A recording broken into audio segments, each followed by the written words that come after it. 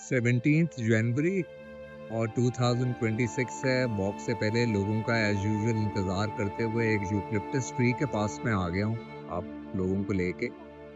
तो Lawrence garden का सबसे बड़ा ये यूकलिप्टस ट्री है, कैमेल्ड्यूलेंसिस इसका साइंटिफिक नेम है। और अगर आपने यूकलिप्टस बहुत बड़े ह्यूमंगस पाकिस्तान में देखने हैं तो वो कैनहेटी बोटेनिकल गार्डन में है, जो गोरा बना के गया था 19th सेंचुरी के पिछले हिस्से में। तो वो बहुत जायंट लगे हुए हैं। कुछ इस्लामाबाद में भी मैंने F6 के अंदर प्लॉट्स के अंदर कुछ देखे हैं 100 years old यूकलिप्टस ट्री। तो एज यूजुअल हमेशा से ये बड़ा खूबसूरत लग रहा होता है, डिस्पाइट द फैक्ट कि हम लोगों को ज़हन में बिठा दिया गया है कि पानी बहुत खाता है, बहुत बुरा है, लेकिन और भी बहुत से चीज़ें पानी खाती हैं। तो इसकी ब्यूटी अपनी जगह ही है। बीच में एक कॉन ट्रेल गुजर रही है, तो इसकी बड़ी स्मूथ बाक है। और इसके राइट तरफ एक यूकलिप्टस रोबस्टा लगा हुआ है, बिल्कुल लीनिंग ट्री है।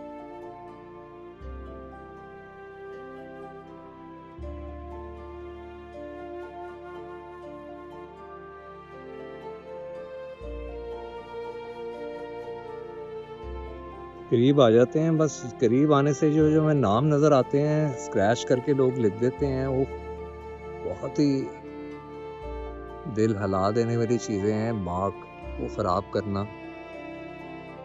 और आप नीचे से देखें काफ़ी जायंट है ये यूकलिप्टस।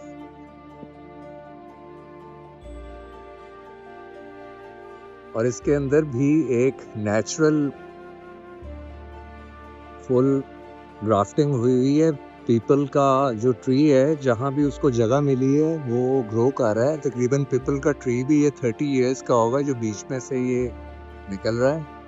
बर्ड्स पॉलिनेशन से फाइकस के जो फिग होते हैं पीपल के, वो बर्ड्स खाती हैं, फिर इधर एक्सक्रीट करती हैं सॉइल के अंदर। जहाँ भी एक स्पेस बनी होती है दरख्तों में, तो वो बीच में से उगना शुरू हो जाता है। बहुत रेयर ये नेचुरल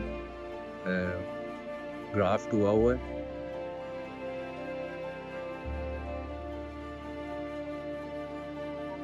तो मदर नेचर जो है, जो मैं समझता हूँ सबसे प्रायोरिटी पे जो चीज़ सिखाती है वो पंक्चुअलिटी सिखाती है।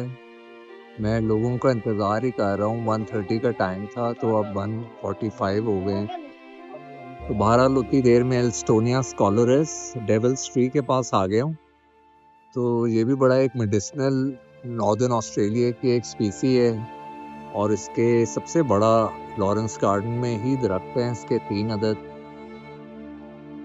मंगस हैं, ये 130 years के होंगे। और मेडिसिनली समझ लें, स्किन के लिए बहुत ज़्यादा चीज़ें बनती हैं, इंटेस्टाइन वर्म्स, डायबिटिक प्रॉपर्टीज़ भी बहुत ज़्यादा हैं।